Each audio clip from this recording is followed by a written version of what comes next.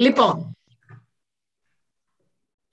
τώρα θα περάσουμε λιγάκι στην εισαγωγή έτσι, σε όλα αυτά που έχουμε προπεί σε σχέση με έτσι, το συμβολικό στοιχείο στο παραμύθι της Ταχτοπούτας.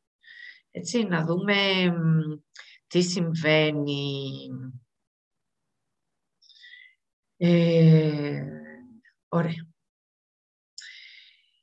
Άρα, έχουμε το εξής εδώ. Έχουμε κλασικά την ιστορία της Ταχτοπούτας, ότι μια φορά και ένα καιρό σε αυτό το μακρινό χωριό ζούσε ο έμπορος με τη σύζυγο και τη μικρή του κόρη. Εκεί έχουμε, έτσι, ενώ ήταν ευτυχισμένη αυτή η οικογένεια και το μικρό κορίτσι μεγάλωνε μέσα στην αγάπη και στη ζεστασιά, μέσα στη μητρική αγκαλιά. Ξαφνικά έρχονται δίσεκτοι χρόνοι, η μητέρα του κοριτσιού πεθαίνει. Βλέπετε εδώ πέρα έχουμε ήδη τα στοιχεία αυτά, ότι ακόμη και σε ένα παραμύθι εμφανίζεται ο θάνατος, εμφανίζονται πράγματα που ακόμη και στα παιδιά αποτελούν μια προετοιμασία για τις αλήθειες του συμβολικού, της ζωής. Τι γίνεται λοιπόν? Ξαφνικά τίποτα δεν είναι σταθερό και πάγιο στη δική της τη ζωή. Αυτό μας μαθαίνει από μικρά ότι γενικά στη ζωή μας τίποτα δεν είναι παγιωμένο και ότι μπορεί τα πάντα να ανατραπούν από τη μια μέρα στην άλλη.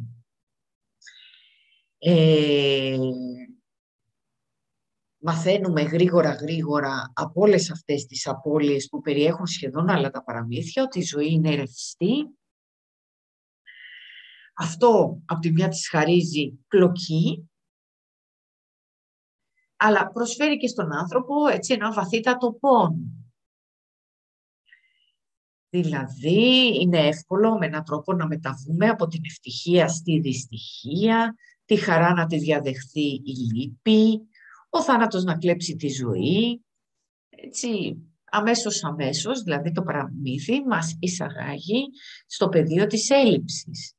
Μας εισαγάγει όμως και στο πεδίο, έτσι, αυτό που λέμε του σταδίου του καθρέφτη, που θα πούμε και σήμερα, δηλαδή ένα είδωλο το οποίο είναι συμπαγές, στην ενήλικη ζωή αυτό το ψάχνουμε με το άλλο μας μισό, δηλαδή κάτι που θα μας κάνει να νιώθουμε συμπαγείς, ολοκληρωμένοι, που ανά πάσα στιγμή η ρήξη μπορεί να έρθει και να περάσουμε όντως το βαθύτατο πόνο, δηλαδή αυτή η ταύτιση για τον ΑΒ λόγο μπορεί να εκπέσει και μετά έτσι μένουμε αναπάντεχα ολομόναχοι.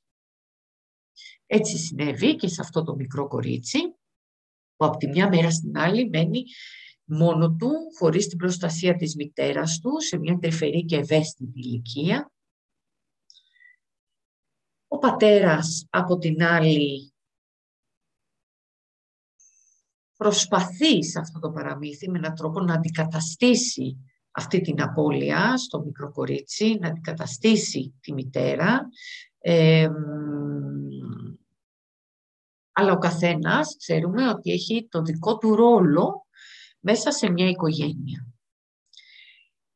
Δηλαδή ο πατέρας δεν μπορεί να γίνει μάνα, έτσι, και η μάνα δεν μπορεί να παίξει όλους τους πολυπρισματικούς ρόλους μέσα σε ένα σπίτι όταν ο σύζυγος αναχωρήσει ή φύγει από τη ζωή κτλ.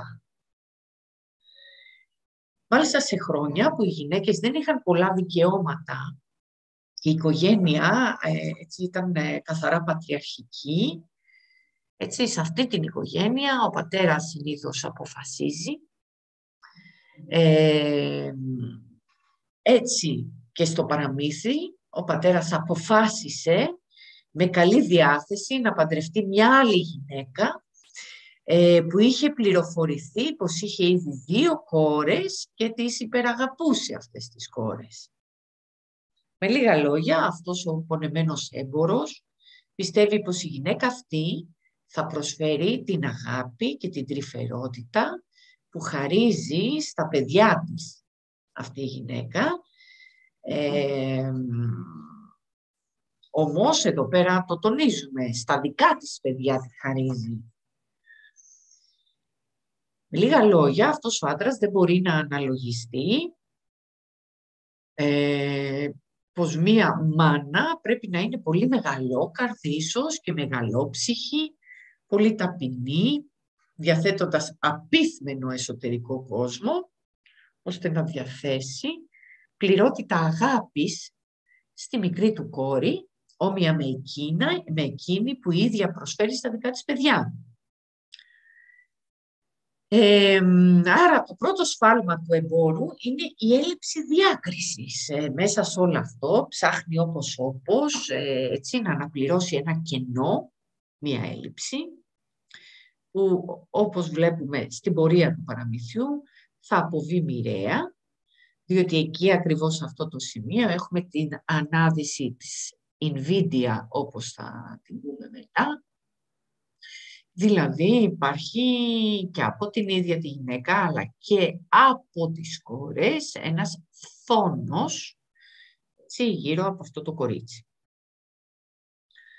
Το δεύτερο σφάλμα του, πέρα από την έλλειψη της διάκρισης, είναι η πίστη πως κάποια άλλη γυναίκα μπορεί να ανέβει στο μητρικό θρόνο που είχε η σύζυγός του, η αληθινή δηλαδή μητέρα του μικρού κοριτσιού.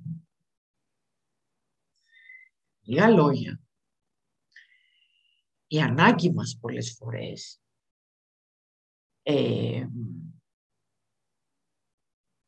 μας οδηγεί να βλέπουμε λανθασμένα και αρκετά έτσι γρήγορα κάποια θέματα, κάποια πράγματα, ή πολλές φορές να παίρνουμε βιαστικές αποφάσεις, επειδή έτσι η πιο μεγάλη δύναμη είναι η ανάγκη. Λίγα λόγια, ο έμπορος είχε ανάγκη από μια νέα σύζυγο, είχε ανάγκη από μια μητέρα για το παιδί του και έτσι δεν υπολόγισε πως όταν σκεφτόμαστε και πράττουμε εμείς, δεν σκέφτονται και δεν πράττουν το ίδιο οι άλλοι. Δηλαδή, μια απόφαση της στιγμής μπορεί να αποβεί μοιραία για την ψυχική μας ισορροπία και την περαιτέρω έτσι, διαμόρφωση της προσωπικότητάς μας. Τώρα, οι στιγμές της γαλήνης και της ηρεμίας, της αγάπης και της στοργής που είχε ζήσει στα Χτωπούτα με τη μητέρα και τον πατέρα της, έτσι, αρχίζουν και αποτελούν πια παρελθόν. Κάθε ανάπαυλα ψυχική, πνευματική και σωματική μέσα στη ζωή μας αποτελεί τη βάση της προετοιμασίας μας για ένα επερχόμενο και επικείμενο αρνητικό ή κακό στη ζωή μας. Οι δυστυχίες δεν πρέπει να μας ξενίζουν. Η ζωή είναι δύσκολη πολλές φορές, μας δοκιμάζει, απαιτεί δύναμη, μαχητικότητα, σθένος, αποφασιστικότητα, ευστροφία, κριτική ικανότητα.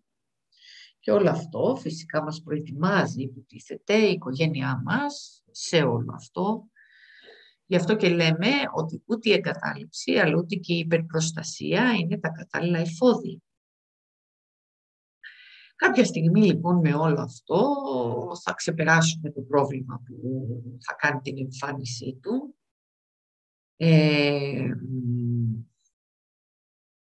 Άλλωστε η δυσκολία λέμε ότι είναι αγέραστη, απρόβλεπτη, ανθεκτική, μπορεί να στεγαστεί μέσα στη ζωή μας για μεγάλα χρονικά διαστήματα και να επηρεάσει ή να υποσκάψει τις αντοχές μας, δοκιμάζοντας την υπομονή και την επιμονή μας. Γι' αυτό και λέμε ότι η υπομονή πολλές φορές δεν είναι μια στατική κατάσταση. Είναι μια πνευματική διάσταση, έτσι, απαιτεί πολλά πράγματα. Γι' αυτό έχουμε ανάγκη πολλές φορές από αυτό που λέμε πίστη, ελπίδα, για να υπερκεράσουμε και να υπερπηδήσουμε έτσι, το εμπόδιο. Μάλιστα όταν η ζωή της Ταχτοπούτας μέσα στο παραμύθι μας άλλαξε Δεν ακούμε να λέει γιατί συνέβη αυτό σε μένα. Βλέπουμε να υπομένει αγώκιστα τα δεινά από τη μητριά και τις κόρες της, χωρίς να λέει την αλήθεια στον πατέρα της για να μην τον πικράνει. Πολλές φορές συμβαίνει αυτό. Τα παιδιά για να μην δυσαρεστήσουν τη μαμά ή τον μπαμπά, να μην τους δώσουν παραπάνω έννοιες, κρατάνε μέσα τους πράγματα. Εξού και έχουμε και όχι τόσο το bullying, όσο τα θύματα του bullying που θα είχαν βοηθηθεί εάν μιλούσαν άνετα στους γονείς, αλλά πολλές φορές ή δεν εισακούονται ή δεν θέλουν να επιβαρύνουν τις ήδη επιβαρημένους γονείς. Άρα η αγάπη της Ταχτοπούτας θα λέγαμε ότι είναι πολύ μεγάλη απέναντι σε αυτόν τον πατέρα, σε αυτόν τον άντρα που έμεινε μόνος, που αναγκάστηκε έτσι να παντρευτεί, που έκανε τη λάθος επιλογή με μια γυναίκα που στο παραμύθι βγαίνει ότι είναι υποκρίτρια με έναν τρόπο, έχει μίσος, έχει έχθρα και κακία γενικότερα για τους άλλους, πόσο μάλλον για την ίδια. Μια τέτοια γυναίκα, μητέρα, είναι φυσικό με τον ίδιο τρόπο να μεγαλώνει και να ανατρέφει τα παιδιά της. Η μητριά δεν χρειάζεται να μιλήσει για να μεταφέρει το μήνυμα στις κόρες της, τη στάση που πρέπει να κρατήσουν απέναντι σε αυτή τη θετή αδελφή, δηλαδή στην κόρη του τωρινού της συζύγου, και αυτό διότι οι πράξεις της είναι ανώτερες από τα λόγια της. Δηλαδή τα ίδια τα παιδιά βλέπουν πως φέρεται η ίδια.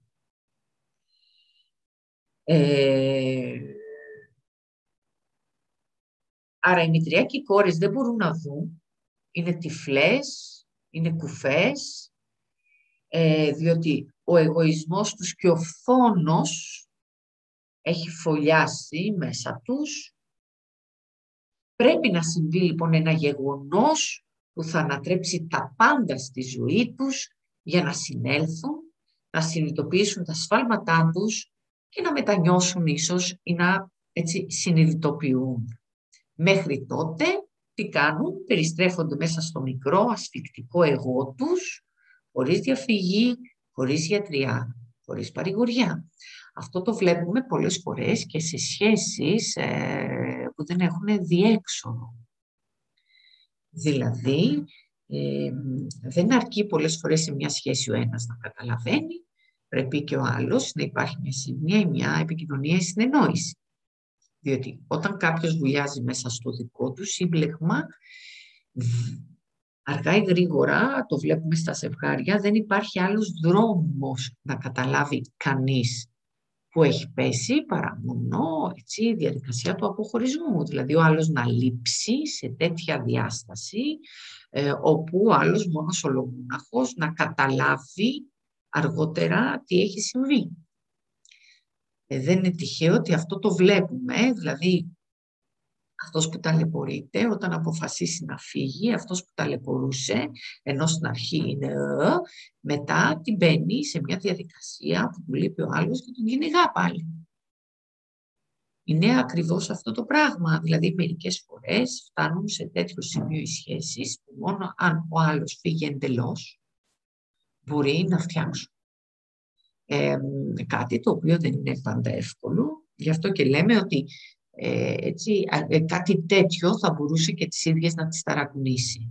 Αλλιώς έχουμε την τάση να θεωρούμε ότι αυτό είναι δεδομένα τα πράγματα και αυτό το εγώ θεωρεί ότι τους ανήκουν όλα τα δεδομένα, τα τωρινά της ζωής, το εγώ των ανθρώπων.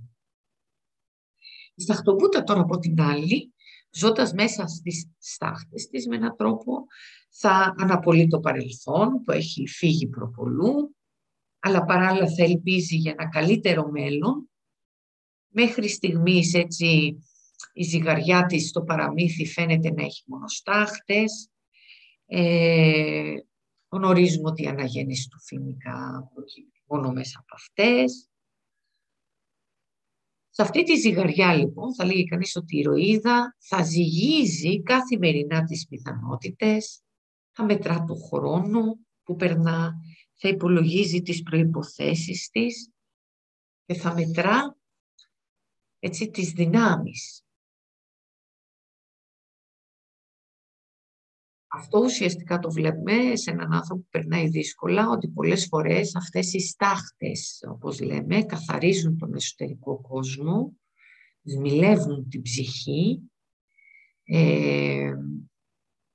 Σιγά σιγά θα δούμε και στο παραμύθι ότι καθυλώνονται τα προσωπία και οι μάσκες της Μητριάς έτσι, και των πατέρων της. Και μάλιστα θα πέσουν οριστικά αυτές οι μάσκες όταν αναχωρήσει ο πατέρας για το μεγάλο ταξίδι. Εκεί βλέπουμε πλέον ότι ξεκινά το bullying. Δεν είναι τυχαίο ότι πάντα βλέπουμε ότι στα παραμύθια υπάρχει αναχώρηση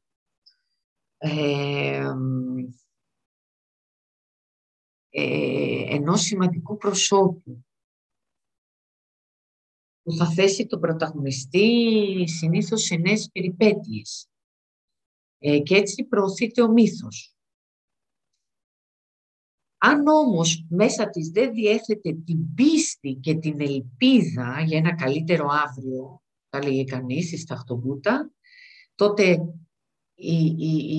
οι δοκιμασίες θα ήταν δυσβάσταχτες και ο δημιουργός δεν θα είχε νόημα να την οδηγήσει σε αυτό το μονοπάτι. Δηλαδή, η ζωή της μέχρι στιγμής στο παραμύθι έχει συρρικνωθεί σε ένα σπίτι, έτσι, σε μια γωνιά του σπιτιού, στο μικρό τζάκι, έτσι, του σπιτιού. Γι' αυτό και πολλές φορές λέμε ότι έτσι, η ευτυχία δεν κατοικεί στα πολλά τετραγωνικά ενός σπιτιού, αλλά έτσι, στον εσωτερικό διάκοσμο της ψυχής. Δηλαδή, εκεί από πρώτα ξεκινάμε, εξού και έναν μίζερο άνθρωπο, να τον βάλουμε στα καλύτερα, δεν θα είναι ευτυχισμένος. Αυτό είναι κάτι που κουβαλάμε μέσα μας. Άρα, σε αυτό το παραμύθι το βλέπουμε ότι η ψυχή αυτού του σπιτιού είναι η Σταχτοπούτα, είναι το κορίτσι με τη χαμένη με έναν τρόπο ευτυχία, μας παρουσιάζεται με τα κουρελιασμένα ρούχα, με αχτένιστα μαλλιά, με σωματική κόπωση σε κάθε της βήμα.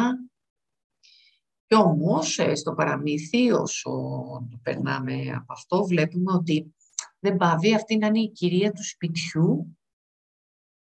Ουσιαστικά οι μητριά και οι κόρες είναι ξένες, διότι θέλησαν να μείνουν ξένες, αρνήθηκαν το μοίρασμα, το δώσιμο, την αγκαλιά, την αυτοθυσία για χάρη του συνανθρώπου.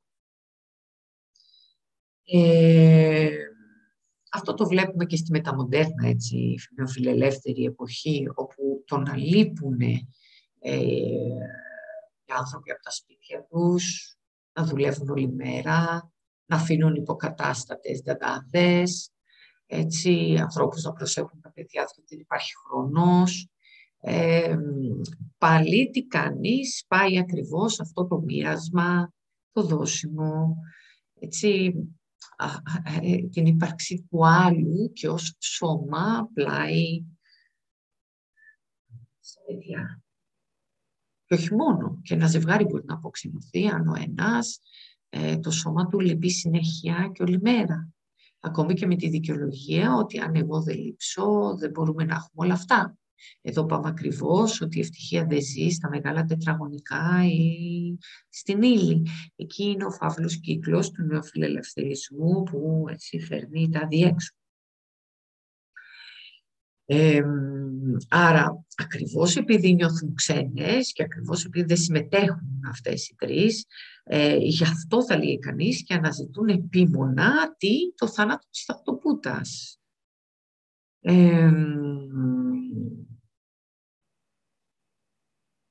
Απ' την άλλη είναι γνωστό ότι ο θάνατος έρχεται όταν ουσιαστικά τον αναζητούμε, όταν έχουμε εκπληρώσει ή ολοκληρώσει το σκοπό της ζωής. Οι στάχτες, θα λέγει κανείς ότι είναι οι δοκιμασίες της ταχτοπούτας για να ανέβει ψυχικά. Γι' αυτό και ο θάνατος, έτσι, με έναν τρόπο δεν μπορεί να την αφανίσει, δεν μπορεί να την αγγίξει όλη αυτή η σκληρότητα. Δεν την έχουμε ακούσει στο παραμύθι να θέλει να αυτοκτονήσει.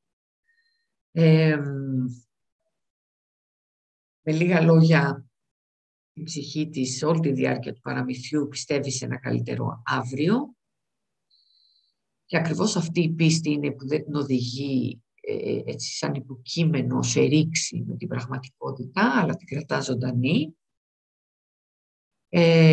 Και μάλιστα ακριβώς γι' αυτό στην πορεία του παραμυθιού, έτσι, αν κάποιες πετάγονται σε αυτή τη ρήξη με την πραγματικότητα, σε αυτή την ενταφή, έτσι, είναι οι τρεις γυναίκες.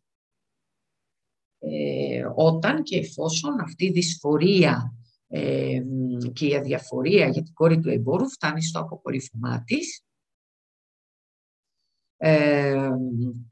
οι κόρες γενικά φωνούν το νεαρό κορίτσι, φωνούν ακόμη και τις στάχτες της, φωνούν τον αέρα που αναπνέει, φωνούν τα μαυρισμένα χέρια της από τις στάχτες. Και ακριβώς διότι κάτι μέσα τους έτσι λιώνουν από την κακία και τη σκληρότητα που επικρατεί στη ψυχή τους. Δηλαδή, μερικές φορές όταν κάποιος άνθρωπος έχει φθόνο και μνησικακία, τι γίνεται, είναι οδυνηρό για αυτόν τον άνθρωπο να βλέπει κανείς τους άλλους, έτσι, να ανασταίνονται διαρκώς, να μπορούν να στέκονται ζωντανοί. Την ίδια στιγμή που ήδη με έναν τρόπο αργοπεθαίνουν τα συναισθήματά τους, η επιθυμία τους, λόγω των επιλογών που έχουν κάνει, των αρνητικών παραδειγμάτων, έτσι, που έχουν γύρω τους κτλ. Γι' αυτό και πολλές φορές και σε ανθρώπους που αναλύονται το λέμε και επικαιροποιείται ότι όσο ένας άνθρωπος αναλύεται, περνάει τις δικές του στάχτες, κάνει τους κύκλους του, δυσκολεύεται, δυναμώνει, αυξάνεται έτσι η αντοχή του και δυναμώνει η επιθυμία. Και αυτό δεν είναι πάντα αρεστό στο περίγυρο, διότι ο περίγυρος όταν φθονεί, ουσιαστικά τι φθονεί, αυτό που δεν μπορεί να έχει. Αγνώντας ότι κάποιος όταν κατέχει κάτι, συνήθως έχει μοχθήσει γι' αυτό. Ο φθόνος λοιπόν είναι όταν θέλουμε αυτό που έχει ο άλλος, χωρίς να έχουμε μοχθήσει. Τώρα, έχουμε, μην ξεχνάμε πάλι, τον πατέρα της ταχτοπούτας, έτσι, που θεώρησε πως η παρουσία μιας άλλης γυναίκας μπορεί να πάρει τη θέση της νεκρής του γυναίκας. Βλέπουμε σε αυτό το παραμύθι λοιπόν έναν πατέρα που έχει σφάλει εχθρά. Και αυτό γίνεται αντιληπτό από τον τρόπο που ζει η κόρη του μέσα στο ίδιο της το σπίτι.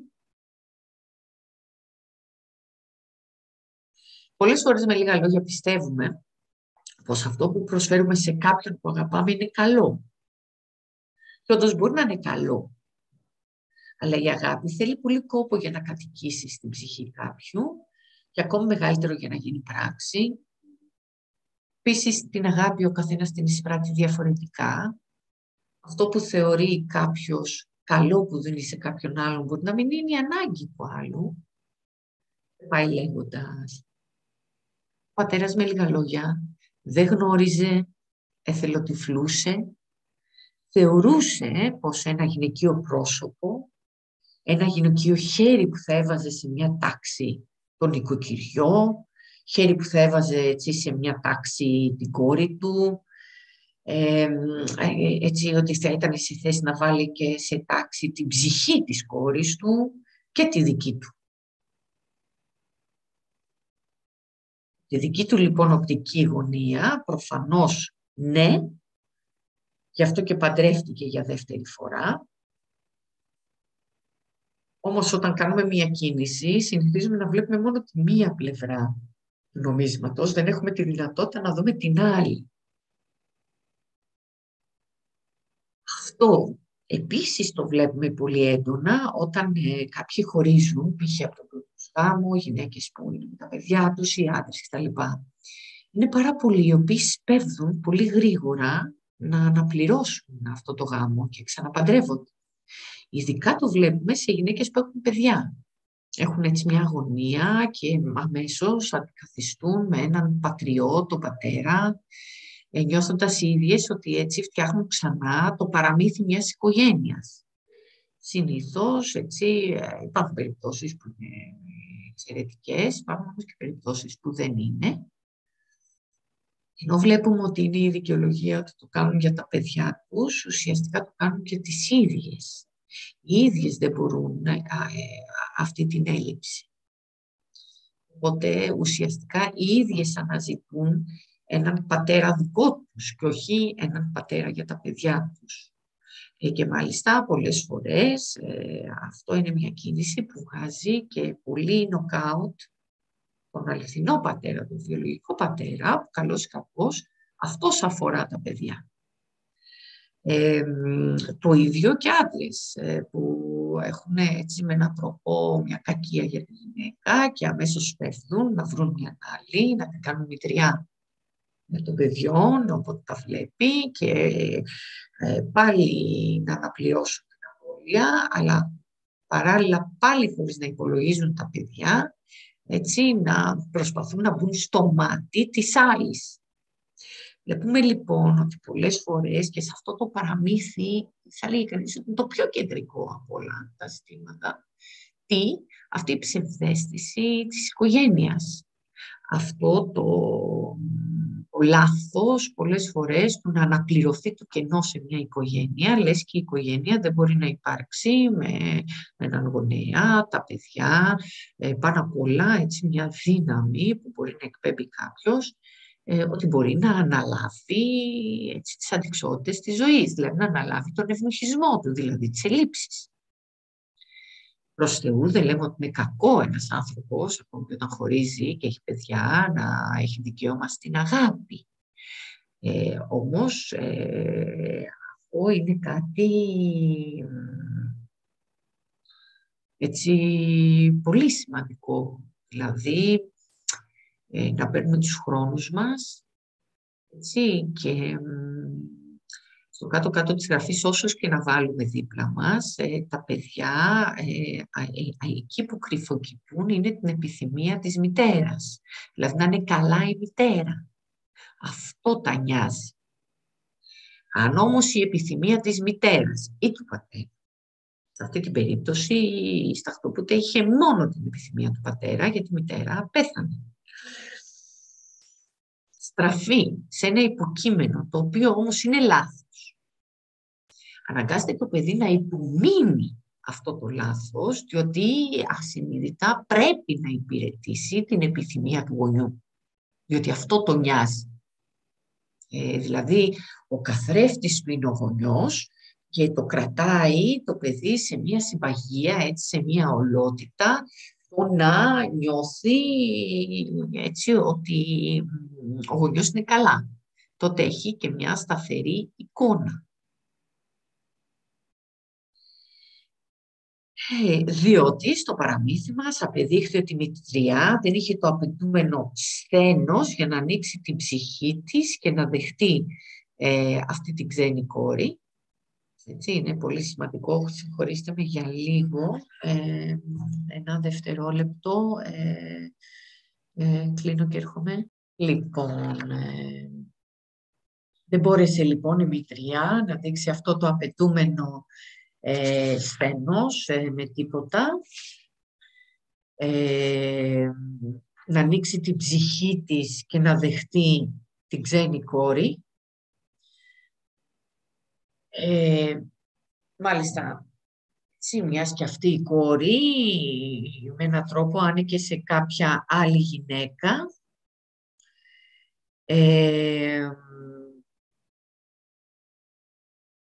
Ο θάνατος της άλλης, λοιπόν, της άνοιξε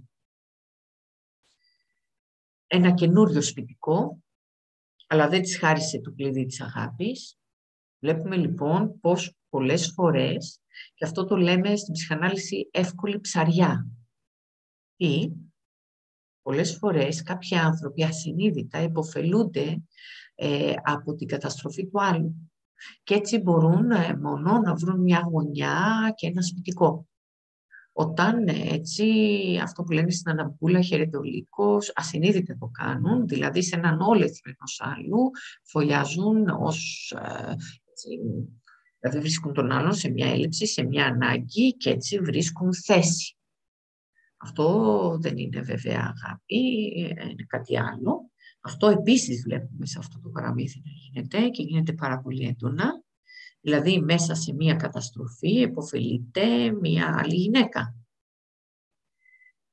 Όχι ότι δεν υπάρχουν και σοβαροί άνθρωποι που μπορούν να σταθούν μια χαρά σε όλο αυτό, αλλά γενικά το βλέπουμε και στα φλερτ και όλα αυτά. Δηλαδή συνήθως ένας χωρισμένος, μια χωρισμένη από μια άλλη σχέση που είναι πιο ευάλωτη κτλ. Είναι πιο εύκολο και πιο ευάλωτη ή ευάλωτος ο άλλος στην παραμύθα, να το πούμε έτσι. Και συνήθως ένας τέτοιος παρτενέρ το ξέρει, δηλαδή είναι πολλοί που κατ' εξακολούθηση κάνουν αυτή την επανάληψη, δηλαδή έτσι, όπου υπάρχει μια συμφορά μπαίνουν και μπαίνουν ως σωτήρες, αλλά υποφελούνται. Έτσι και αυτή η μητριά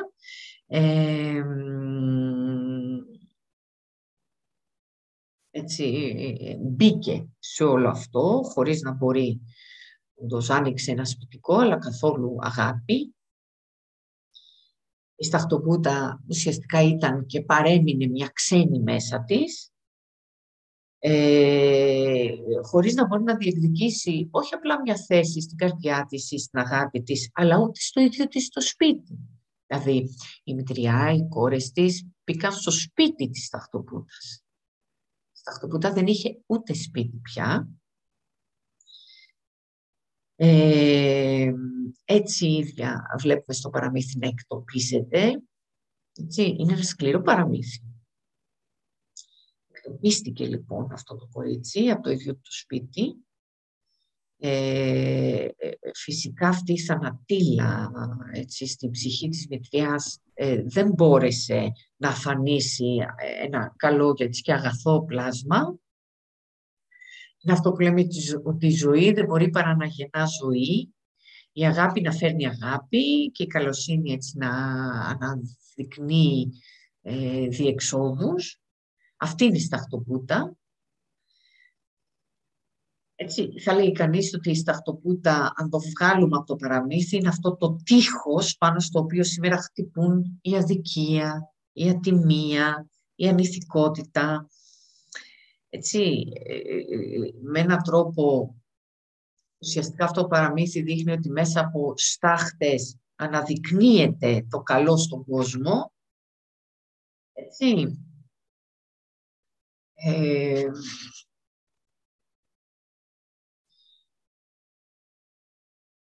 Τώρα, επίσης αυτό το παραμύθι έτσι, μαθαίνει στα παιδιά, διότι δεν δείχνει ούτε μια στιγμή αυτό το παραμύθι τη Σταχτοπούτα να θυμώνει. Γι' αυτό είναι και παραμύθι. Έτσι. Δηλαδή, ουσιαστικά με πράξεις αγάπης η Σταχτοπούτα έτσι, νικά την κακία.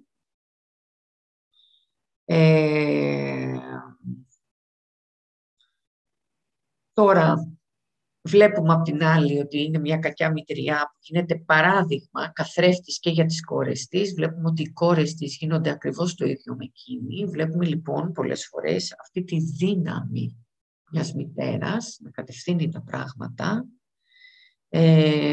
Γι' αυτό και οι ίδιες οι κόρες έτσι, δεν βλέπουμε έστω τη μία να βλέπει διαφορετικά τα πράγματα. Δηλαδή καταδικάζονται και οι ίδιες σε μια πτώση μαζί με τη μητέρα.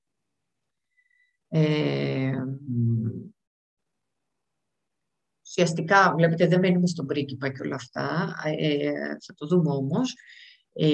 Πάντως η αθωότητα του προσώπου στο παραμύθι της Ταχτοπούτας μας δείχνει ότι είναι ικανή να κατακρεουργήσει την καρδιά των τριών αυτών γυναικών.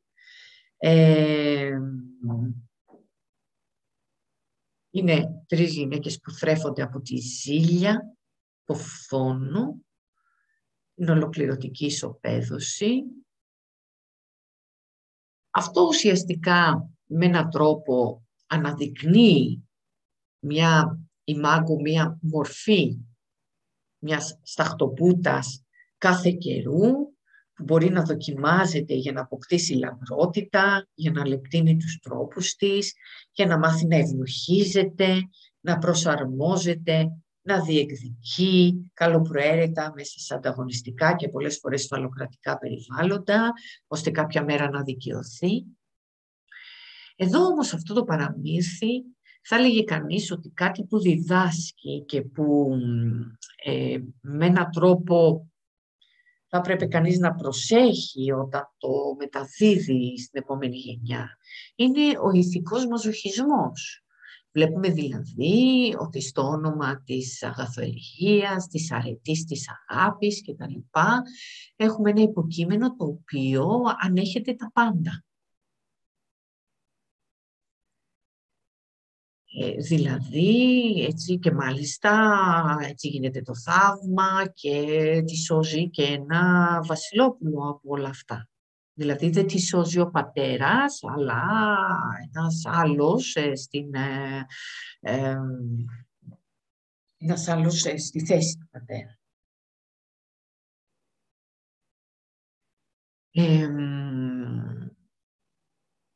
Επίσης αυτή η ψευδαίσθηση ότι μια γυναίκα θα σωθεί από έναν άντρα, ότι έτσι όλα θα είναι υπέροχα, αν κάποια τύχη είναι η φούλα, ποτέ δεν μας δείχνουν όταν κλείνουν οι πόρτες από το παλάτι τι γίνεται, ούτε τα ψυχολογικά μιας κοπέλας η οποία υπεστεί απώλεια, υπεστεί το λάθος του πατέρα, υπεστεί bullying, υπεστεί κακουχίες.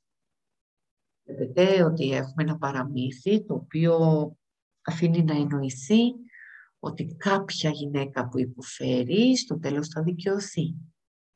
Κάτι που δεν το πρεσβεύουμε υπό την έννοια του ότι πιο πολύ αυτό το παραμύθι έτσι δοσμένο με έναν τρόπο έτσι, φέρνει σε μια λαμπρότητα τον ηθικό μαζοχισμό. Και όσο πιο πολύ θα υποφέρω, τόσο καλύτερο μέλλον θα έχω. Ξέρουμε πολύ καλά ότι δεν είναι έτσι. Το ξέρουμε πολύ καλά από το κίνημα κιόλας MeToo, έτσι με όλο αυτό. Αλλά από αυτό ειδικά το κίνημα βλέπουμε όντως και αυτό τον ηθικό μαζοχισμό. Πως μια γυναίκα όλος τυχαίως βρίσκεται εκεί που θα δεχτεί το χτύπημα. Ξανά και ξανά.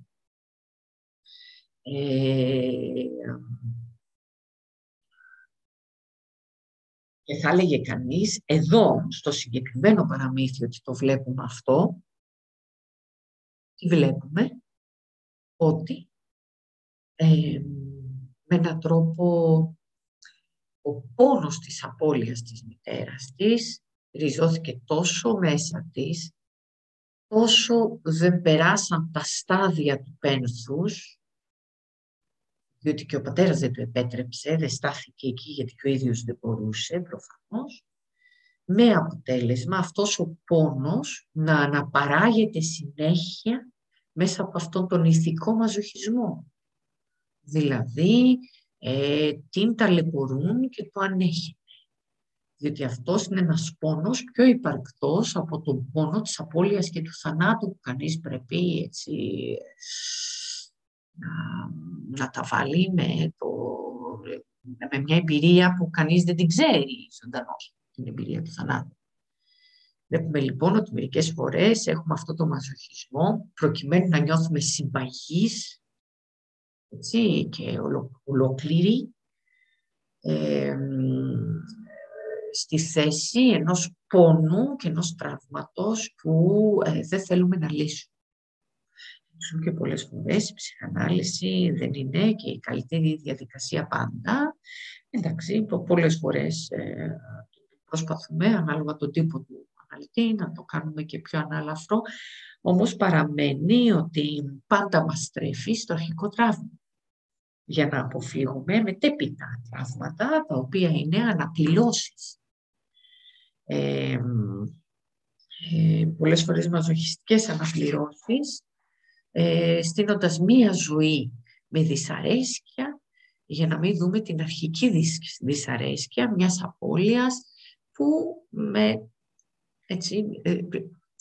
ποικίλους τρόπους έχουν αγγίξει την ψυχή μας σε κάποια φάση της ζωής.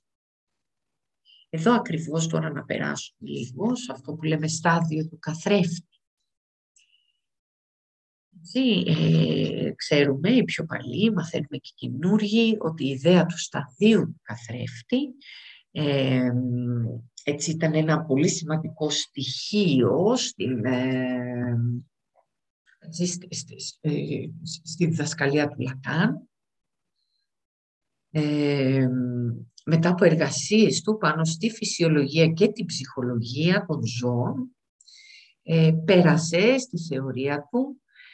Και έτσι ο Λακάν προτείνει ότι τα ανθρώπινα βρέφη περνούν από ένα στάδιο κατά το οποίο η εξωτερική εικόνα του σώματος, που αντικατοπτρίζεται σε ένα καθρέφτη, ή παρουσιάζεται στο βρέφος από τη μητέρα ή το βασικό του δαιμόνα, παράγει μια ψυχική διέγερση που δημιουργεί μια αναπαράσταση του εγώ.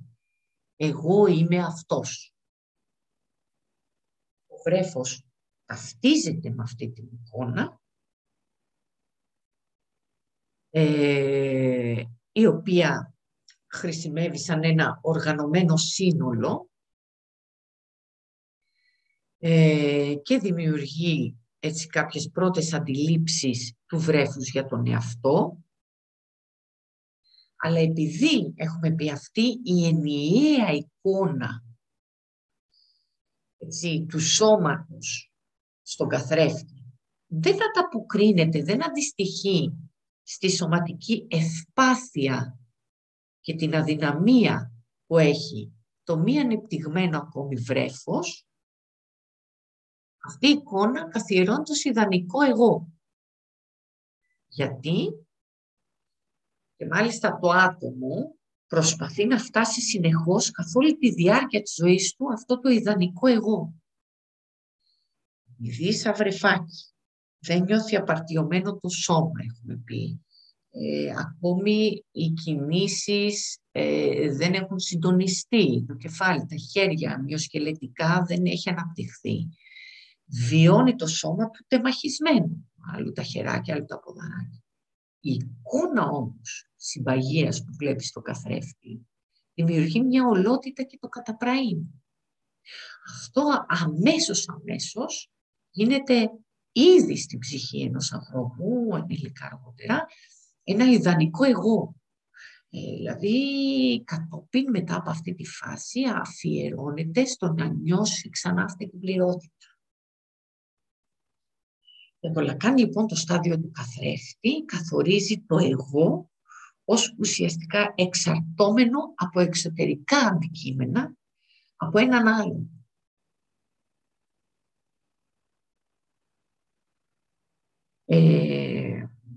Και μάλιστα αυτός ο άλλος είναι η μητέρα συνήθως. Δηλαδή αυτή την απαρτίωση του εγώ τη δίνει η μητέρα, ο τρόπος που μας βλέπει, μας αγκαλιάζει, έτσι το holding που λέμε, μας απευθύνεται κτλ. Καθώς τώρα το βρέφος σιγά σιγά οριμάζει και μπαίνει σε κοινωνικές σχέσεις μέσω της γλώσσας, αυτός ο άλλος θα σκιαγραφηθεί εντός των κοινωνικών, λέμε, και γλωσσικών πλαισίων και έτσι θα δοθεί στο κάθε υποκείμενο η προσωπικότητά του. Ανάλογα δηλαδή με το που θα επιλέξει να είναι, με ποιους κτλ. Η έννοια τώρα του Λακάν, το στάδιο του καθρέφτη, προσπαθεί με έναν τρόπο να δραματοποιήσει, να εκδραματίσει, να δείξει πώς το ίδιο το εγώ διαιρείται πολλές φορές. Γι' αυτό και έτσι η εκδοχή του Λακάν για την ψυχανάλυση θεωρεί δεδομένο ότι το ανθρώπινο μυαλό δεν είναι ένα ενιαίο σύνολο που διέπεται από τη λογική, αλλά ότι η οποιαδήποτε αυτογνωσία είναι σε κάποιο βαθμό ένα ακόμα παραμύθι, μια ψευδαίσθηση. Ο Λακάν βρίσκει μάλιστα συχνά τρόπους να παραφράζει έτσι την περίφημη φράση του Καρτέσιου «Το σκέφτομαι, άρα υπάρχω». Και μάλιστα ο Λακάν σπέβδει να το διορθώσει και να πει ότι για την ψυχανάλυση ισχύει το «εκεί που δεν σκέφτομαι, είμαι». Είναι ακριβώς το αντίθετο. Ο Καρτέσιος λέει «σκέφτομαι, άρα υπάρχω». Απ' την άλλη, η ψυχανάλυση λέει εκεί ακριβώς που δεν σκέφτομαι, εκεί εντοπίζομαι. Συνείδητο, η αλήθεια. Πέρα από την ψευδαίσθηση μιας άλλης αλήθειας με τη λογική. Δηλαδή το στάδιο του καθρέφτη δεν είναι μόνο μια παροδική φάση της ανθρώπινης ψυχολογικής ανάπτυξης, αλλά και ένα μοντέλο για τη σχέση μεταξύ του εγώ και της εικόνας που έχει κάποιος για τον εαυτό του. Ο Λακάν λοιπόν προσδιορίζει στους 6 μήνες την πιο νεαρή ηλικία κατά την οποία οι εμπειρίες που κατατάσσει στο στάδιο του καθρέφτη μπορεί να εμφανιστούν. Οι 18 μήνες είναι το σημείο αποκοπής από το στάδιο του καθρέφτη, όταν τα παιδιά αρχίζουν να χειρίζονται τη γλώσσα και να αναπτύσσουν με τον ένα ή τον άλλον τρόπο κοινωνικούς δεσμούς με τους άλλους. Έτσι λέμε ότι το στάδιο του καθρέφτη ως μια αναπτυξιακή φάση φτάνει στο τέλος. Όμως, παρόλα αυτά, η δυναμική σχέση μεταξύ του υποκειμένου και της εικόνας του παραμένει μια έναη δύναμη στην ψυχική ζωή του υποκειμένου. Είναι, λέμε, μια λιβιδινική σχέση. Τι σημαίνει αυτό? Ότι η ψυχή επενδύει λίμπιντο, ορμή ζωής, στην εικόνα για τον εαυτό της. Πολύ σημαντικό αυτό, δηλαδή η εικόνα μας επενδύεται λιβιδινικά. Κάπως είναι... Γι' αυτό και λέμε, είναι άλλο να λέμε τη λέξη σώμα και είναι άλλο να λέμε τη λέξη οργανισμός. Είναι 2 διαφορετικά πράγματα. Το σώμα έχει και μια υποκειμενική σκοπιά. Ο καθένας το σώμα του έτσι, μπορεί να το περιγράψει και να το δει διαφορετικά. Άρα αυτό λέμε ότι η ψυχή επενδύει και πάνω στο σώμα πράγματα. Ούτε έχουμε και τα ψυχοσωματικά. Να έχει λοιπόν κάποιος μια εικόνα για τον εαυτό του, αποτελεί μέρος της ανθρώπινης πραγματικότητας. Αυτό που ο Λακάν αποκαλεί οντολογική δομή του ανθρώπινου κόσμου. Είμαστε πάντα λοιπόν, κατά μία έννοια, κάποιος άλλος, στο βαθμό που η εικόνα γίνεται αντιληπτή ως κάτι ξεχωριστό από μας. Αυτό είναι το πολύ δύσκολο, αλλά πολύ σημαντικό.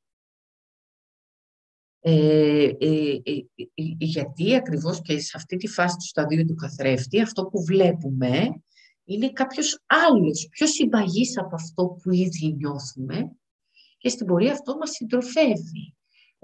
Είμαστε πάντα λοιπόν κατά μία έννοια και ξένοι προς τον εαυτό μας και κάποιος άλλος. Έτσι, διότι η εικόνα πολλές φορές είναι κάτι ξεχωριστό από μας. Μπορεί να συμβεί πολύ συχνά κάποιος να κοιταχτεί στον καθρέφτη και να δει τον εαυτό του. Δεν είναι πάντα έτσι τόσο δεδομένο αυτό. Το βλέπει, πότε του αρέσει, πότε όχι. Όμως ο εαυτός είναι πάντα ίδιος, γιατί πότε του αρέσει, πότε όχι. Και ενίοτε δεν βλέπει, πότε το βλέπει άσχημο τον εαυτό, πότε όμορφο κτλ.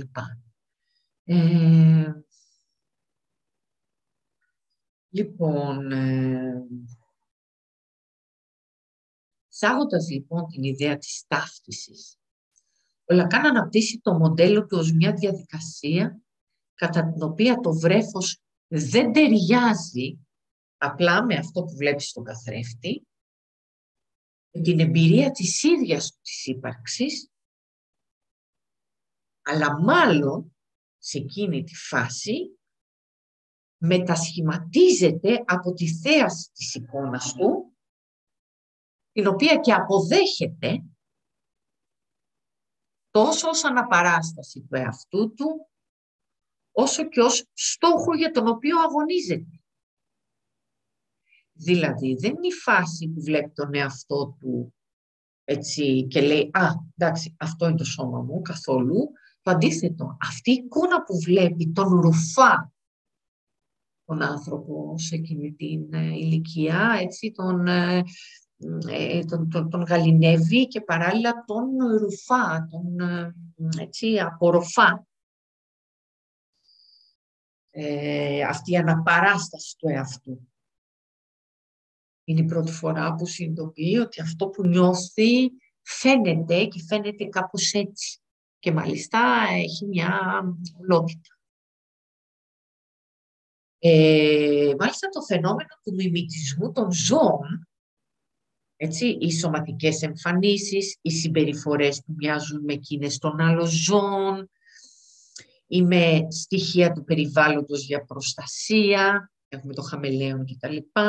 Προσφέρει επίσης γνώσεις σχετικά με το ρόλο της οπτικής αναγνώρισης κατά την ανάπτυξη.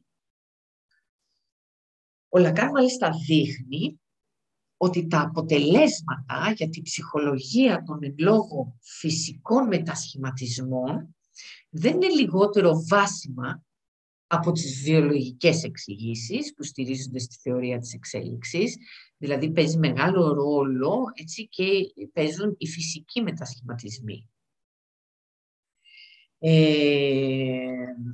Ο Λακάν ενδιαφέρεται ιδιαίτερα για τον τρόπο που οι ψυχικές εκδηλώσεις, όπως η αναγνώριση, συνδέονται με τη φυσική πραγματικότητα.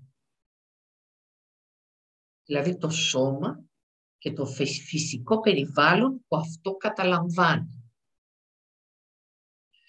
Η απόκτηση λοιπόν μιας ενιαίας, αν και τελικά ασταθούς, αίσθησης της ατομικότητας συνδέεται έτσι με τη γνώση του φυσικού και τελικά του κοινωνικού χώρου ο ίδιος ο εαυτός φαντάζεται ότι καταλαμβάνει.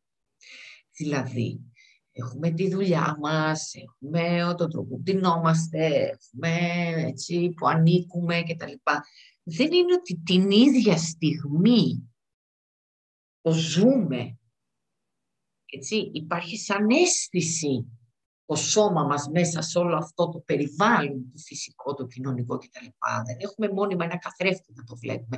Αυτό πολύ έντονα μπορούμε να το δούμε σε στιγμές άγχους, όπως όταν παίρνουμε το πτυχίο, όταν πατρευόμαστε. Ακούμε πολλούς γαμπρούς ή νύφες να λένε ότι είναι σαν να λείπω. Το είδα στο βίντεο του γάμου αυτό που έζησα.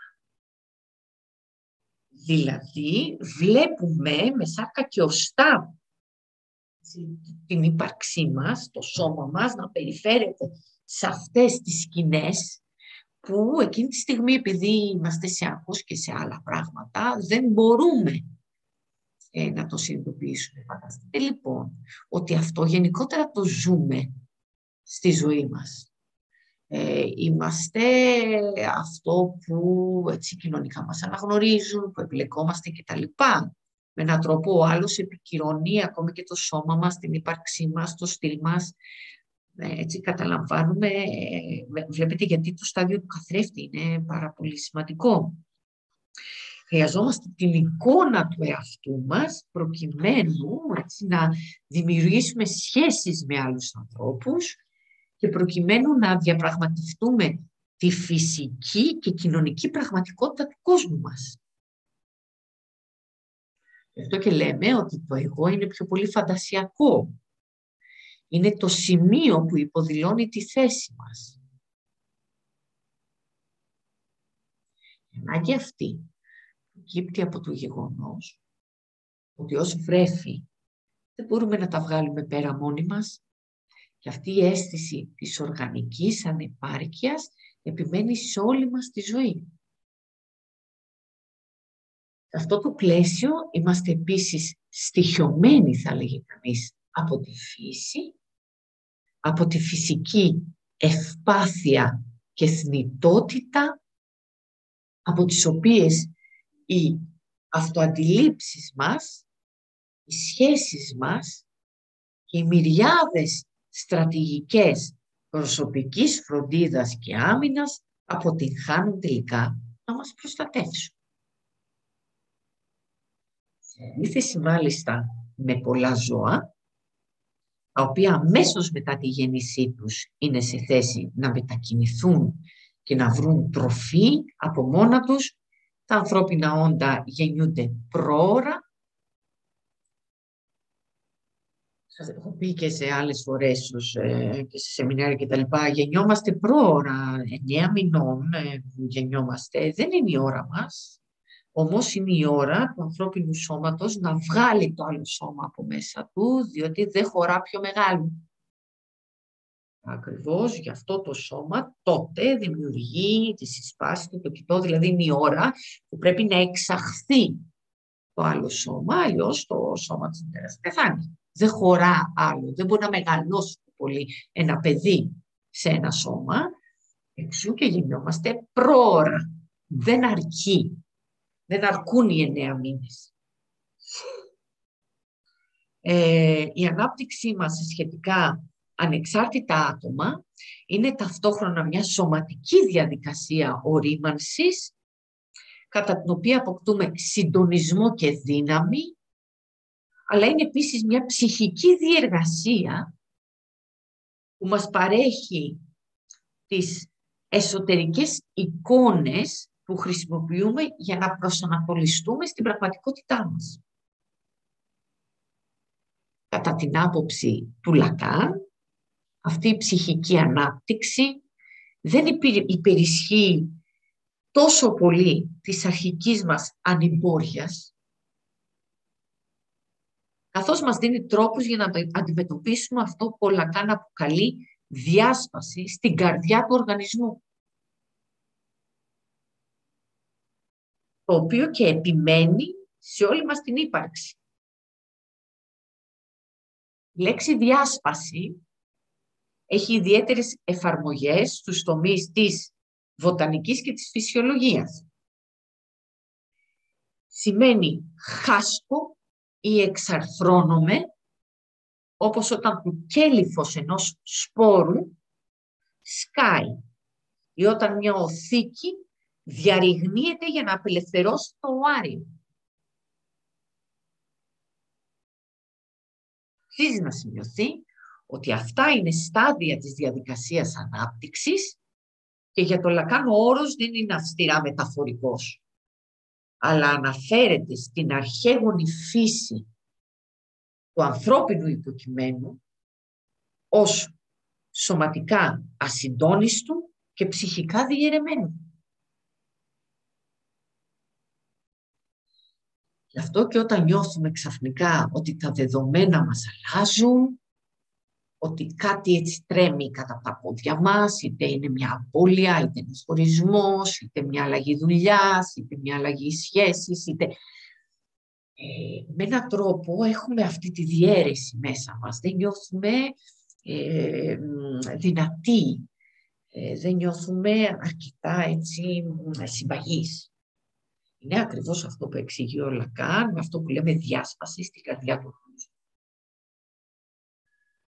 Ο Λακάν στρέφεται επίσης στο πεδίο της βιολογίας με την αξίωση ότι ο ανθρώπινος εγκέφαλος περιέχει ένα οργανικό συστατικό που χρησιμεύει για την καταγραφή της ίδιας της εικόνας του ανθρώπινου οργανισμού, δηλαδή υπάρχει ένας καθρέφτης μέσα στο μυαλό.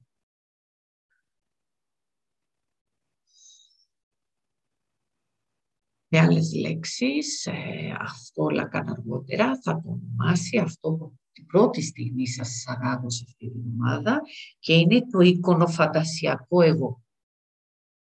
Είναι η φαντασίωση. Αυτό το εικονοφαντασιακό, αυτή η φαντασίωση που έχουμε, είναι το φαντασιακό πεδίο, είναι ο εσωτερικός μας καθρέφτης και είναι απόλυτα απαραίτητος για να θεωρήσουμε ότι έχουμε ένα σώμα έτσι, στο συμβολικό, στην κοινωνία κτλ. Το προσωρινό λοιπόν εικονοφαντασιακό εγώ που αποκτούμε από 6 μήνες χρησιμεύει ως ένα είδος ορθοπαιδικού κηδεμόνα που συγκρατεί τις απίθαρχες, κατακαιρματισμένες οργανικές μονάδες σε ένα συνεκτικό σύνολο και ως άμυνα κατά των ερεθισμάτων που προέρχονται από αυτές τις μονάδες, οι οποίες ποτέ δεν φεύγουν, αλλά καταλαμβάνουν το ψυχικό κομμάτι που ο Φρόιντ αποκαλεί αυτό. Είναι το ασυνείδητο. Δηλαδή, από τα σπάργανά μας είμαστε διαιρεμένοι. Είτε νιώθουμε το σώμα μας δεν πειθαρχεί, γι' αυτό έχουμε και τα ψυχοσεξουαλικά στάδια, γι' αυτό περνάμε από το στοματικό, στο προκτικό, έτσι, στο φαλικό, υπόδειο, μπλα μπλα μπλα. Γι' αυτό έχουμε έτσι και αυτό που λέμε, γιατί το αναφέρουμε αυτά, διότι όλα αυτά τα στάδια έρχονται παράλληλα με την ορίμανση του βιολογικού σώματος. Είναι πάρα πολύ σημαντικό αυτό. Δεν μπορούμε να πάμε στην τουαλέτα πιο νωρίς, πρέπει να οριμάσουν οι σφικτήρες, να οριμάσει ο τρόπος που μπορούμε να συγκρατούμε πράγματα. Δεν μπορούμε αμέσως να περάσουμε από το γάλα στην τροφή, πρέπει να βγουν τα δοντάκια, πρέπει, θεωρείται, να ξέρουμε, η πιο ρυψοκίνδυνη στιγμή της ζωής μας, η στιγμή που πρωτοκατάπιαμε την πρώτη τροφή που μασίσαμε. Διότι βάλαμε σε κίνδυνο τη ζωή μας. Διότι εάν δεν πάει σωστά στον εσωφάγο, πνιγμός θάνατος. Είναι μια πολύ μεγάλη στιγμή, πολύ το περνάμε έτσι, αλλά δεν είναι καθόλου απλό. Πολλοί μπορούμε αυτό να το καταλάβουμε όταν στραβοκαταπιούμε και δεν μπορούμε να ισιώσουμε για πολλή ώρα μετά. Φανταστείτε, όταν ο συντονισμός στο σώμα μας, στα σώματά μας, όταν είμαστε μωράκια και παιδάκια, δεν έχει ακόμα σωστά φτιαχτεί και εμείς πρέπει να κάνουμε το τεράστιο κατόρθωμα. Να συντονίσουμε το στόμα, τα δόντια, το κατάπημα, τη σταφύλη, τον ισοφάγο και να πάνε στη σωστή οδό. Δεν είναι καθόλου απλά και θα πρέπει να έχουν οριμάσει τα συστήματα. Και πολλές φορές σας έχω πει ότι ας μην χαιρόμαστε όταν ακούμε οι γονείς να λένε «Α, το παιδί μου έφαγε πάρα πολύ νωρίς, περπάτησε πάρα πολύ νωρίς, πήγε στην τουαλέτα πάρα πολύ νωρίς». Αυτό δεν είναι καθόλου έτσι, επιθυμητό. Όλα στην ώρα τους, διότι έχουμε και ένα σώμα το οποίο πρέπει να είναι έτοιμο. Καταλαβαίνετε λοιπόν ότι από την πρώτη στιγμή που δεν είναι έτοιμο και το νιώθουμε ξένο, όση αγαλίαση φέρνει εικόνα στον καθρέφτη όταν βλέπουμε κάτι το οποίο είναι κάπως πιο ολοκληρωμένο. Άλλωστε, με αυτό καταπιανόμαστε στα σεμινάρια Σαββάτου. Αυτή είναι και μόνη με τον έρωτα του άλλου. Θέλουμε ουσιαστικά από τον άλλον την ιδανική εικόνα για μας. Ο άλλος που μας αγαπά μας προσφέρει μια ιδανική εικόνα. Είναι ο καθρέφτης μας και μάλιστα την έχουμε απόλυτα ανάγκη. Γι' αυτό και στους πρώτους τσακωμούς, όταν ο άλλος πετάξει τις πρώτες καρδιές και ταρακουνήσει αυτή την εικόνα, είναι πρόβλημα. Πόσο μάλλον όταν μάθουμε σε αυτό. Πολλές φορές όταν μπλέκουμε με επικριτικούς ανθρώπους που μας τσακίζουν την εικόνα και το ηθικό, είναι ακριβώς διότι στα σπάργανά μας υπάρχει αυτό ότι δεν είμαι ολόκληρος. Κάποιος μου υπενθυμίζει ξανά και ξανά ότι δεν υπάρχει καμία ομοιογένεια μέσα μου, έξω μου κτλ. Ένας ηθικός μαζοχισμός, που αυτό το βλέπουμε πάρα πολύ έντονα στο παραμύθι μας, γιατί κατ' ουσίαν εκεί είναι το σοβαρό της υπόθεσης σε αυτό το παραμύθι και πόσο μάλλον ότι ξαφνικά ο έρωτας του άλλου σώζει. Και γιατί σώζει, διότι αυτός ο πρίγκιπας θα της δώσει αυτό που έχει ανάγκη. Την ιδανική εικόνα που θα αγαλιάσει, το στάδιο του καθρέφτη. Δηλαδή, από σταχτοπούτα θα γίνεις πριγκίπισσα, γιατί έτσι θα σε βλέπω. Έτσι ξεκινούν οι έρωτες και δυστυχώς δεν τελειώνουν έτσι. Ξεκινούν με το είμαι πριγκίπισσα και μερικές φορές καταλήγουν είμαι σταχτοπούτα. Δηλαδή, εκεί που είμαι το υπέρλαμπρο και για τους άντρες, σταχτοπούτη. Εκεί που είμαστε το υπέρλαμπρο αντικείμενο για τον άλλον, ξαφνικά γινόμαστε το αντικείμενο απόρριμα. Γιατί τσακωνόμαστε, γιατί πέφτουν οι μάσκες, πέφτουν έτσι, όλα τα εγώ, αποκαλύπτονται πράγματα και τότε έχουμε τη συνέχεια του παραμυθιού, όπου ο πριγκιπάς, έτσι αλλάζουμε σελίδα, άλλη ενότητα, γίνεται βάτραχος. Εκεί κάπου λοιπόν σε όλα αυτά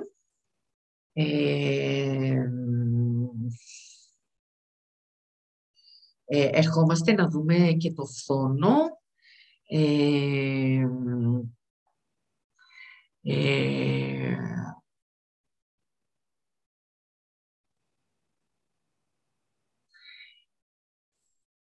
Πώς θα το πω τώρα.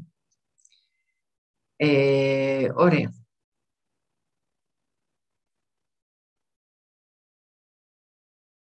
Επειδή το εγώ, όπως λέμε, αυτό που είναι καθυλωμένο στην εικόνα και την έχει ανάγκη, ακόμα και όταν έχει καθιερωθεί ως μια ξεχωριστή οντότητα έξω, διακριτή από τους άλλους, θα συνεχίσει να εξαρτάται από τους άλλους για να νιώθει σταθερότητα και συνοχή.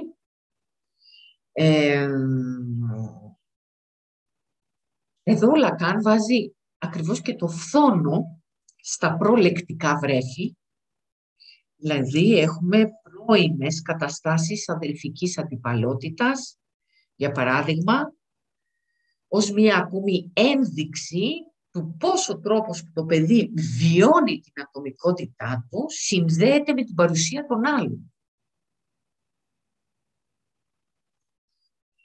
Εκεί ακριβώς συναντάμε αυτό που λέμε ζήλια, φθόνος, invidia. Στην ψυχανάλυση η ζήλια αποτελεί δομικό και θεμελιώδες φαινόμενο ζωής. Έχει τις ρίζες της βαθιά μέσα στο ασυνείδητο, εκεί που ο άνθρωπος δημιουργεί τις πρωταρχικές ταυτίσεις του και συγκροτεί την πρώτη του υποκειμενικότητα, συνοχή. Δεν ανήκει στην τάξη του συμπτώματος, παρά μόνο στην περίπτωση της εκδήλωσης του νοσηρού πάθους. Μια ζηλιάς, όπου εκεί πάμε σε άλλα πράγματα.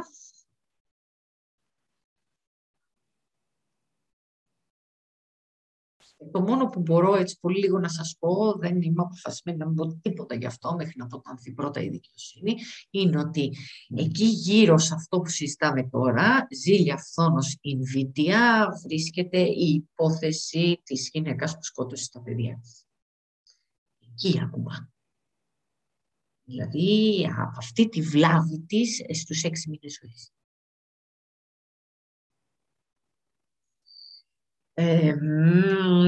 Όταν όμως βγουν όλα αυτά και γίνει, έχω να πω πολλά, αλλά συγκρατούμε. Τώρα,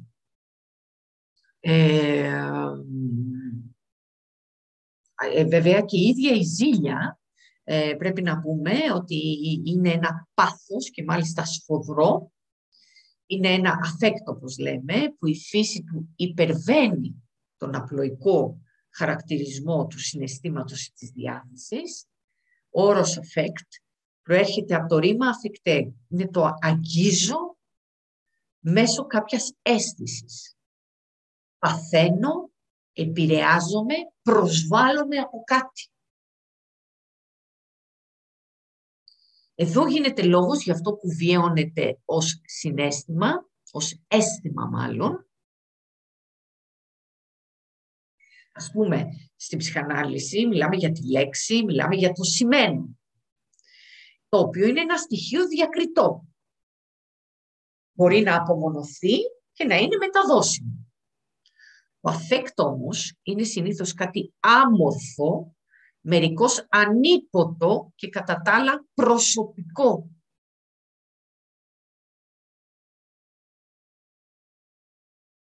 Ο Φρόιντ τοποθέτησε τη ζήλια και το φθόνο στην καρδιά της θεωρίας του μέσα από ειδιπόδιο σύμπλεγμα και εντόπισε στην κλινική του την επιστροφή της αποθυμένης παιδικής ζήλιας στα συμπτώματα των ασθενών του. Υπογράμμισε με σαφήνεια την τριαδική διάστασή της. Πρόκειται για τη σχέση με τον άλλο, σχέση που σημαδεύεται από τον ανταγωνισμό για το πολύτιμο αντικείμενο που θεωρείται χαμένο.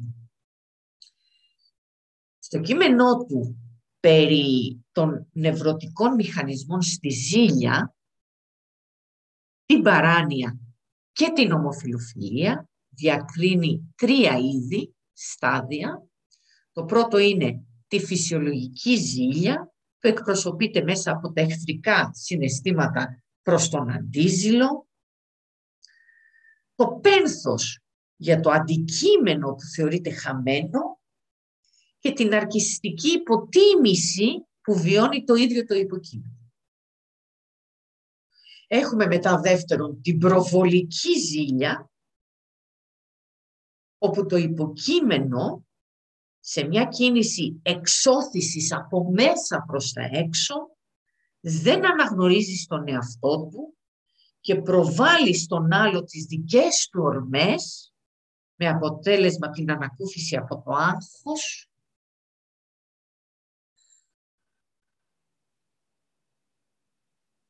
Και τρίτον, έχουμε την παραλυρηματική ζήλια, όπου οι ασυνείδητες φαντασιώσεις ενεργοποιούνται και περνούν στην πράξη της ζωής του υποκειμένου, οδηγώντας το στο νοσηρό μίσος, όπως αυτό που έχουμε στην ερωτομανία, και ενίοτε στη βία, όπως στα εγκλήματα πάθους. Η αφετηρία λοιπόν, και θα τελειώσουμε σιγά σιγά, αυτά τα πολύτιμα κλινικά ευρήματα. Ο Λακάν ασχολείται με το θέμα, ήδη από την αρχή της διαδρομής του, με μία περίπτωση παραλυρηματικής ερωτομανίας, την ΑΙΜΕ.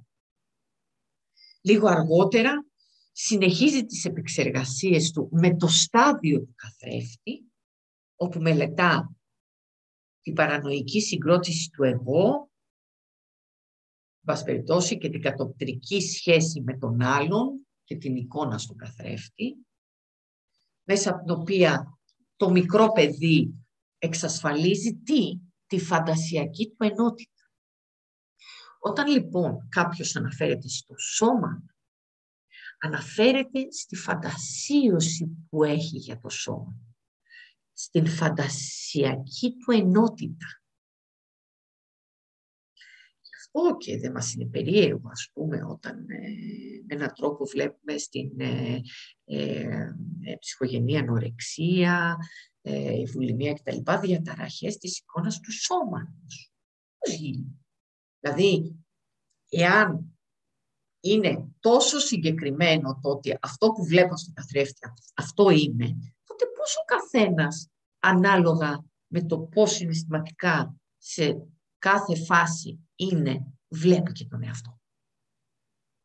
Όσο μάλλον στην ανορεξία που πραγματικά στα αλήθεια η ανορεξική βλέπει τον εαυτό της παχύ. Αυτό είναι που μπερδεύει τους πάντες. Δεν κοροϊδεύει κανέναν. Υπάρχει διαταραχή στο στάδιο του καθρέφτη. Κουλουπού. Αναζητώντας το κλειδί λοιπόν της ζήλιας, ο Λακάν καταλήγει στην invidia. Πρόκειται για τη ζήλια, την πιο καταστροφική και λυσαλέα, όπως γλαφυρά την περιέγραψε ο Άγιος Αυγουστίνος στις εξομολογήσεις του, και μάλιστα το χρησιμοποιεί πάρα πολύ ο Λακάν αυτό το απόσπασμά του. Έλεγε: είδα με τα μάτια μου και παρατήρησα καλά ένα τελείως μικρό παιδί παραδομένο στη ζήλια. Δεν μιλούσε ακόμα και δεν μπορούσε, χωρίς να γίνει κάτωθρο, να πάρει το βλέμμα από το πικρό θέαμα του ομογάλακτου αδερφού του. Δηλαδή μια φθονερή ζήλια μπροστά στο μικρό αδελφάκι που θύλαζε τη μαμά. Αυτή η εικόνα αναζωπήρωσε το δικό του απαχωρισμό από όλο αυτό και έχουμε την invidia. Έχουμε ένα νοσηρό βλέμμα. Υπάρχει έτσι κάτι που είναι λυσαλαίο. Πρότυπο της invidia είναι η παιδική ζήλια, η οποία, όπως μας λέει στα οικογενειακά συμπλέγματα ο Λακάν, σχετίζεται με τη γένεση της κοινωνικότητας στον άνθρωπο. Και στο βάθος της αντιπροσωπεύει όχι ένα ζωικό ανταγωνισμό, αλλά μια νοητική ταύτιση. Πρόκειται για την παράδοξη ταύτιση με τον άλλον μέσα από το μίσος και το φθόνο.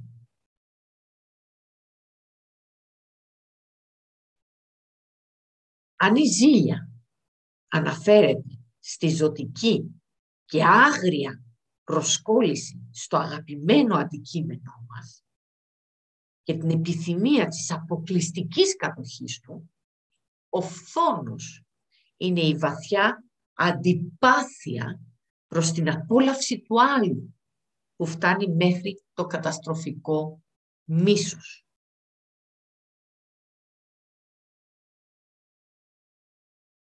Το επόμενο παραμύθι θα μας γίνει πιο κατανοητό.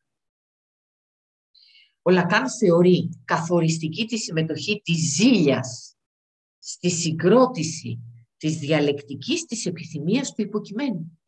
Είναι πολύ σημαντικό αυτό το κομμάτι της ζήλιας. Στη ζήλια, διότι στοχεύεται το αντικείμενο ως εκείνο που βρίσκεται στο σταυροδρόμι της επιθυμίας, της αγάπης και της απόλαυσης. Και μάλιστα αυτό το αντικείμενο θα το βρούμε και στο βορόβιο κόμβο.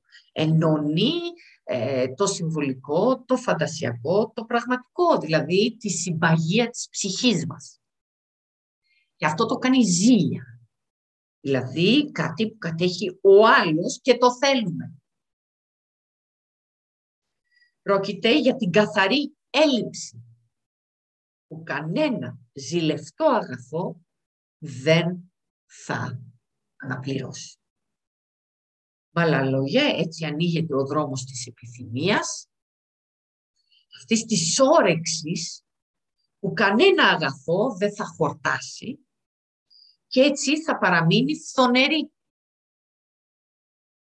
Άλλωστε ο φθόνος βρίσκει το αντίθετό του στην αυθονία, την έλλειψη φθόνου, όταν δηλαδή όλα τα αγαθά είναι εκεί.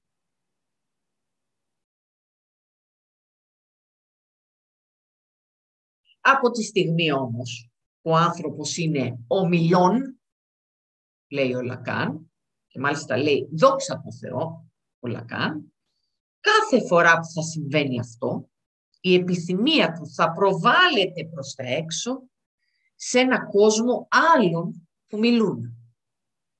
Και χάρη σε αυτό, αυτή η επιθυμία θα επιδέχεται στον κόσμο του συμβόλου, στον κόσμο της γλώσσας μια ορισμένη διαμεσολάβηση, μια ορισμένη αναγνώριση. Με λίγα λόγια, ακριβώς, έτσι, το να αναγνωριστούμε από τον άλλον, έτσι, μας κάνει με έναν τρόπο να θέλουμε να ζούμε. Και μάλιστα πώς θα αναγνωριστούμε, έτσι, εδώ είναι το στάδιο του καθρέφτη, έτσι, αναγνωριζόμαστε ως εικόνα, αλλά και η μαμά το επικυρώνει, σε αναγνωρίζω, εσύ είσαι αυτό. Παράλληλα όμως, έτσι, ερχόμαστε με αυτή την εικόνα, ενώ μας αγαλιάζει γιατί μας δίνει μια συμπαγία, μια ολοκλήρωση. Παράλληλα, μας δημιουργεί και ένα φθόνο. Διότι ξέρουμε, λέμε, αυτός είμαι εγώ, αλλά ως άλλος. Διότι δεν το νιώθουμε ολοκληρωτικά αυτό που βλέπουμε μέσα μας. Δηλαδή, στο στάδιο του καθρέφτη μπαίνουν οι σπόροι της ζήλιας με την ίδια την εικόνα μας. Και αργότερα έρχονται όλα τα άλλα, τα οποία σιγά σιγά η Nvidia μας μαθαίνει και τα παραμύθια μας επίσης θα μας μάθουν. Πάντως, σίγουρα, έτσι, πάνω σε αυτό στηρίζεται ολόκληρο το παραμύθι της ταυτότητας. Υπάρχει εκεί μια έλλειψη, μια εικόνα αρκετά μαζοχιστική. Δεν υπάρχει ολότητα, υπάρχει έτσι σαν να υπάρχει στάχτη στην εικόνα, κάτι που δεν μπορεί να προσδιοριστεί, εξού και υπάρχει αυτός ο ηθικός μαζοχισμός. Ξεκινά από τη βασική έλλειψη του πατέρα να αναπληρώσει όπως το κενό, το οποίο φυσικά δεν αναπληρώνεται. Αυτό το κενό έγινε μεγαλύτερο στη ταυτοπούτα. Τη βάζει όντως αυτή την κατάσταση να είναι εκείνη το αντικείμενο της Nvidia των άλλων, δηλαδή τη φθονούν γιατί κατέχει κάτι που οι άλλες δεν κατέχουν.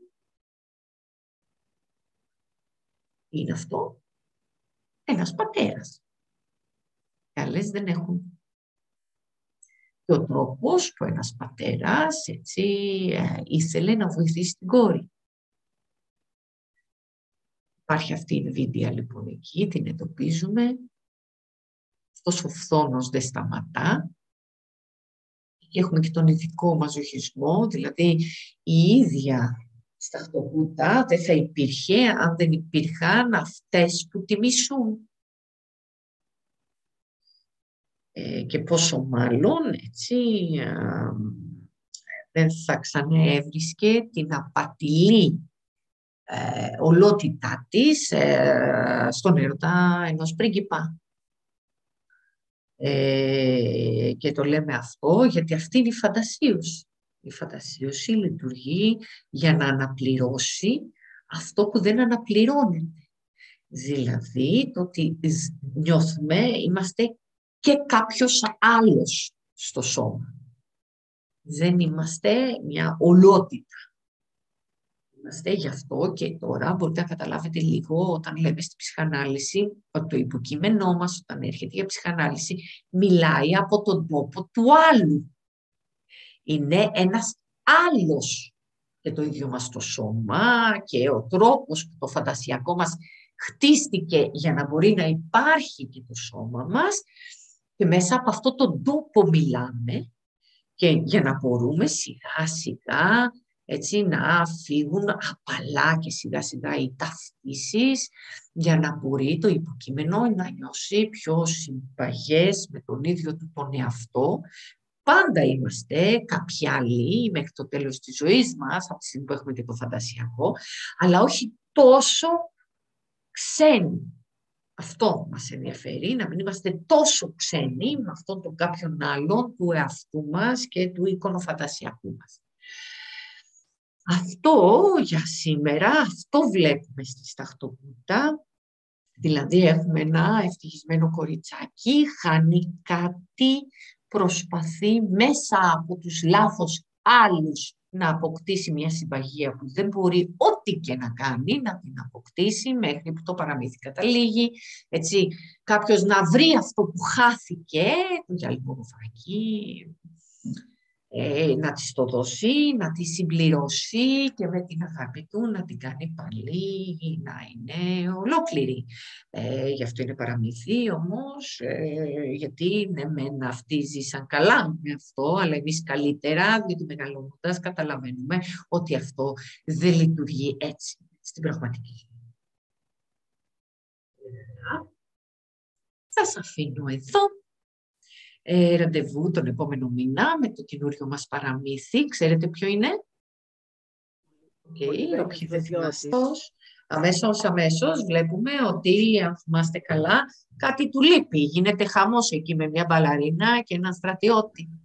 Ακριβώς πάλι για να συναντήσουμε την εικόνα του καθρέφτη, την Nvidia και να πάμε και ένα βήμα παραπέρα, να εισαχθούμε και σε αυτό που λέμε στο άλλο δαχτυλίδι που λέγεται πραγματικό. Δεν είναι μόνο το φαντασιακό, είναι και το πραγματικό, μετά το συμβολικό και να δούμε αυτά πώς δημιουργούν τη συμπαγία της ψυχής. Πολύ σοβαρό με αυτό ασχολείται η ψυχανάλυση. Δεν πάμε κάπου για να πούμε τα παράπονα μας και κάποιος να μας συμβουλέψει, αλλά να βρεθεί στην καλύτερη ρύθμιση που γίνεται, έτσι, η συμπαγία της ψυχής, μια ολότητα που θα φέρει μια ανακούφιση και όχι έτσι, αυτή τη διασπορά αισθήσεων και όχι μόνο. Πολύ καλά, βλέπετε ότι η Σταχτοπούτα δίδαξε. Μας δίδαξε και θα συνεχίσουν και άλλοι να μας διδάσκουν από τα παραμύθια τους. Πολύ καλά. Ραντεβού λοιπόν τον επόμενο μήνα. Σας χαιρετώ και σύντομα θα λάβετε το υλικό με την ησυχία σας όσοι θέλετε να ανατρέξετε για να σημειώσετε πράγματα. Καλώς, όποτε σας χαιρετώ.